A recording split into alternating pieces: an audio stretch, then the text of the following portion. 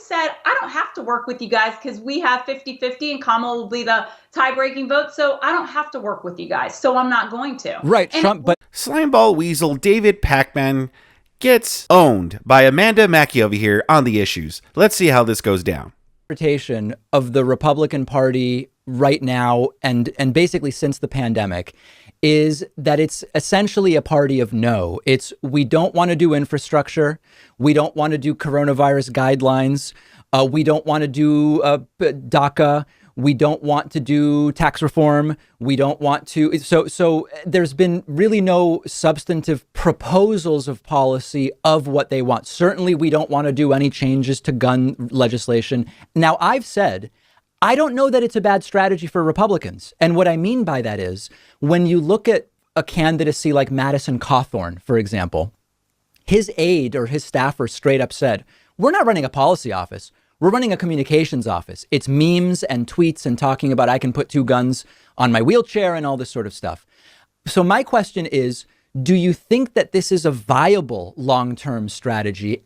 It might actually be. Like, I don't know that the Republican Party really needs policy given who's voting for them right now. Well, the Republican Party doesn't control a single lever of the government in Washington right now. But the last 2 years of the Trump administration, they did. They had the Senate. And the White House. They had the White House and they had the Senate. Yeah. And the House was controlled by Democrats. Right. So if you're talking about right now, because you were talking about topics for right now, because certainly Trump tried to do infrastructure and the Democrats said no. But if you're looking at issues right now, look, Mitt Romney did an interview and, Mitt Romney is the king of rhinos, I guess you could say. I mean, he would probably be the most moderate, the most willing to work with Democrats. And even he has said that going at this alone on the coronavirus bill, relief bill, was wrong. He and I believe it was 9 other Republican senators visited with the president at the beginning of February and said, Mr. President, let's pare this bill down. Mr. President, we have other ideas. And President Biden not only did he not listen, he didn't pay attention to a single one of their interests. And it sounds like staff was involved in this. Yeah. So be it. The point is, if you want to look back on President Trump, he passed 5 coronavirus bills with bipartisan support, and President Biden didn't do that with bipartisan support. But Amanda, that's an indictment of Republicans. That's an indictment. The fact you're absolutely right. When it was Trump saying we have to get money to businesses and the American people, Democrats didn't say we are going to deny this to Trump merely because he's in the other party because the American people need it.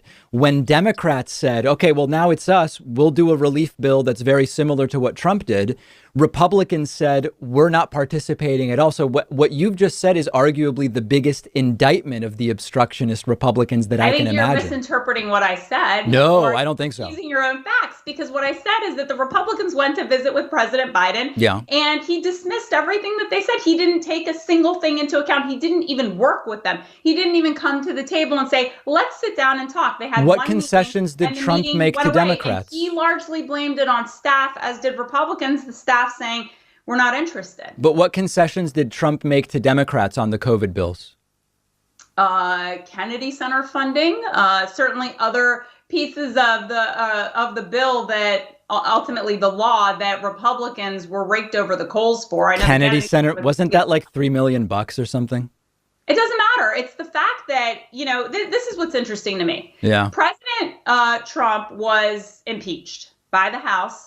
And then 3 months later, he has Nancy Pelosi sit down with Stephen Mnuchin because Trump and her didn't have a relationship. Right. And he said, sit down and work something out for the American people. And they did. That's leadership. You don't pout and say, I don't like her, so I'm not going to work with her. I think that's what Biden did. Biden said, I don't have to work with you guys because we have 50-50 and Kamala will be the tie-breaking vote. So I don't have to work with you guys. So I'm not going to. Right. And Trump. But Bam. Great points made there by Amanda Mackey. Sometimes on my comment section, I'll see people calling Pac-Man Gumby, and it totally shows in this clip. He has the Gumby hairstyle going on. Makes his head totally look like Gumby. But absolutely correct. Like to say that when Republicans like don't like pass bills along with the Democrats, it's because the Democrats want to just spend all this freaking money. It's because their bills are full of fat. And the Republicans that do want to go along with it, well, that's how you know those are like the rhinos, or those are the establishment Republicans. But the Republicans that say no, well, then they get demonized. But it's because they don't want to pass this bill that's just full of fat.